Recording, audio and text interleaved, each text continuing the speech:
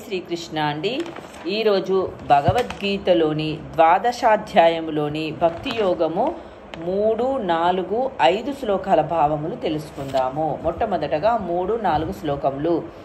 ఏ త్వక్షరమనిర్దేశ్యం వ్యక్తం పర్యుపాసతే సర్వత్ర గమచింతంచ కూటస్థమచలం ధ్రువం సన్నియయేంద్రియ గ్రామం సర్వత్ర సమబుద్ధయః తే ప్రాప్నువంతి మావేవా సర్వభూతహితే రతాః. దీని యొక్క భావము: కానీ సర్వేంద్రియ నిగ్రహము మరియు సర్వుల ఎడ సమభావము కలిగి ఇంద్రియాతీతమును సర్వవ్యాపకమును అచింత్యమును మార్పు లేనిదియు నిశ్చలమును స్థిరమును అవ్యక్తతత్వమైన పరతత్వపు నిరాకార భావనను పరిపూర్ణముగా ఉపాసించు సర్వభూతహితులైన వారు కూడా అంత్యమున నన్ను పొందుదురు. దేవాది దేవుడైన శ్రీకృష్ణుని ప్రత్యక్షముగా ఆరాధింపక పరోక్ష విధానమున అదే గమ్యమును సాధింప యత్నించువారు కూడా చివరికి ఆ పరమగమ్యమైన శ్రీకృష్ణునిచే చేరుదురు. పెక్కు జన్మల పిదప జ్ఞాని అయిన నావాడు వాసుదేవుడే సర్వస్వమని ఎరిగి నన్ను శరణు పొందును.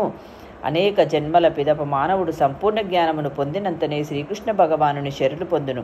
ఈ శ్లోకమునందు చెప్పబడిన విధానముననుసరించి ఎవరైనను దేవాది దేవుని చేరదలిచినచో ఇంద్రియములను నియంత్రించి సర్వులకు సేవ చేయుచు సర్వజీవుల సంక్షేమకారములందు నెలకొనవలసి ఉండును.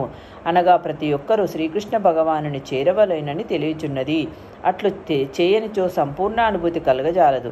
అట్టి శ్రీకృష్ణుని సంపూర్ణంగా శరణు పొందుటకు పూర్వం మానవుడు తీవ్ర తపస్సు నొనరింపవలసియుండును. జీవాత్మయందు పరమాత్మను చూచుటకై మానవుడు దర్శన, శ్రవణ, ఆస్వాదన, కర్మ వంటి ఇంద్రియ కార్యములను అరికట్టవలను. అప్పుడే అతడు పరమాత్ముడు సర్వగతుడని ఎరుగగలుగును. ఈ సత్యధర్మమును పిమ్మట అతడు ఏ జీవిని ద్వేషింపడు. అట్టి భావనలో అతడు బాహ్యాచ్ఛ ధనమును కాకుండా ఆత్మనే దర్శించుచుండుటచే మానవునికి జంతువునకును నడుమ భేదమును చూడడు. కానీ ఇట్టి నిరాకార బ్రహ్మానుభూతి విధానము సాధారణ మానవునికి అత్యంత కఠినమైనది. ఇప్పుడు 5వ శ్లోకం. క్లేశోధికతరస్తేషాం అవ్యక్తాసక్త చేతసాం అవ్యక్తా హి గతిర్దుఃఖం దేహవద్భిరవాప్యతే. దీని యొక్క భావము: పరమపురుషుని అవ్యక్త నిరాకారతత్వమునందు అసక్తమైన చిత్తము గల వారికి పురోగతి అనున్నది మిగుల క్లేశకరము. ఆ విధానమున ప్రగతి సాధించుట దేహదారులకు ఎల్లప్పుడూ కష్టతరమే.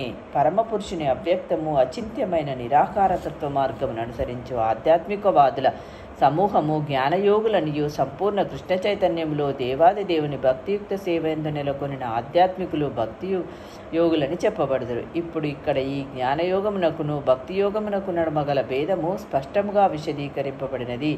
చివరికి మానవుని భక్తియోగం వలన పొందు గమ్యమునకి జ్ఞానయోగ విధానము చేర్చినప్పటికీ అది మిక్కిలి క్లిష్టమైనది. కానీ భక్తియోగము దేవాది దేవుని ప్రత్యక్ష సేవా మార్గమైనందున అది అత్యంత సులభమైనదే కాకుండా జీవాత్మకు సహజ ధర్మమై ఉన్నది.